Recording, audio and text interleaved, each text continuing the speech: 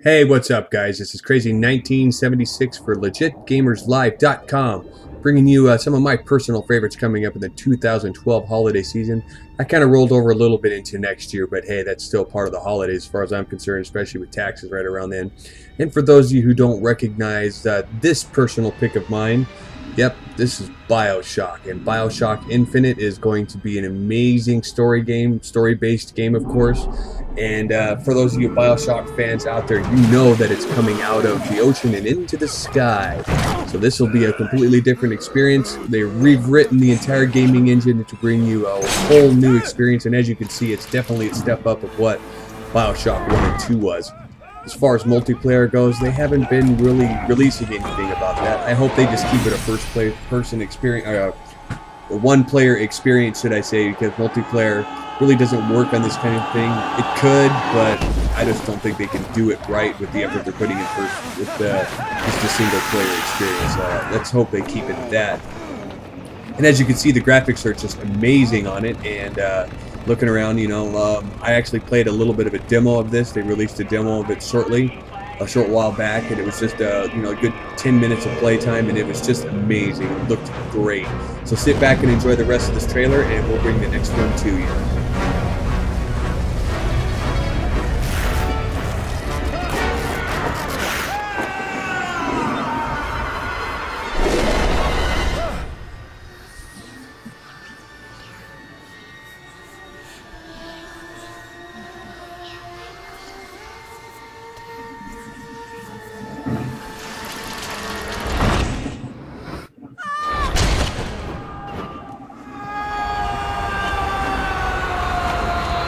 And next up, of course, a good friend of mine over at TEC, Chris Craddock, is particularly excited about this one. This is CounterStrike. I think this is the one where multiplayer, especially competitive multiplayer gaming, really took off. And, of course, this one was created by the mods and the hacks of Half-Life way back in the day. And now we're getting an update from it.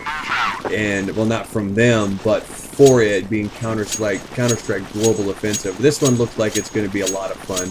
I know in the original Counter-Strike and in the commercial releases that have come since, of course, team play was absolutely critical. And you couldn't do much if you definitely couldn't do much if you weren't running around with your team and working together. And that's the way it was designed by the mods and hacks, and I hope they keep that to form. This will definitely be a big release for PC and console. I'm kind of excited to see what the PC players are going to do. I know that they're going to do some cross-console stuff with the Steam players and PS3. So I'm betting that the PS3 guys are going to get a lesson from the PC guys, because for those of you PC players out there, know you can never be as accurate with the joystick as you are with the keyboard and mouse. That's just the way it is. But so here, enjoy the rest of this little bit of gameplay footage from the online beta, and we will talk about the next one here in just a second.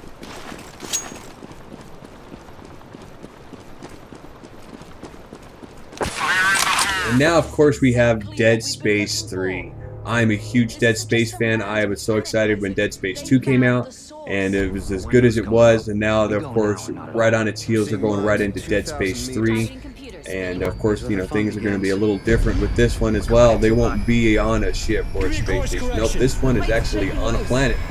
And I'm betting Isaac is still not quite right in the head. And I know they're changing the multiplayer up to be a little bit more cooperative. They might still have that little throw-in multiplayer that they had from 2, but I'm betting it's definitely going to be more of a cooperative thing. It's going to be interesting to see how they tie the two stories together. But here, sit back, relax, and enjoy this trailer, and try not to jump too much, because it's Dead Space. What do you expect? It's going to be hair-raising, it's going to be epic, and it's going to be bigger than life, bigger than the other two put together. I got a feeling for. Big shout out to my buddies over at Main Event Network. Thank you for letting me do a Dead Space 2 speed run for their charity event. I did Dead Space 2, both discs from Bang the Buck, and 4 hours and 11 minutes the official time. So thank you guys for letting me do that in your live stream. That was so much fun. I'm going to have to do another one here real soon for my buddies over at LG. Maybe we'll do something different. But yeah, this one right here is going to be amazing.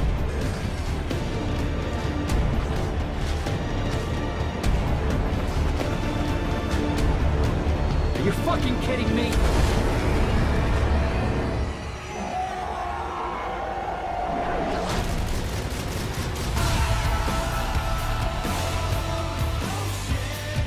And for those of you who haven't seen it, yep, I got my hands on the Black Ops 2 multiplayer trailer, and of course, well, it's Call of Duty.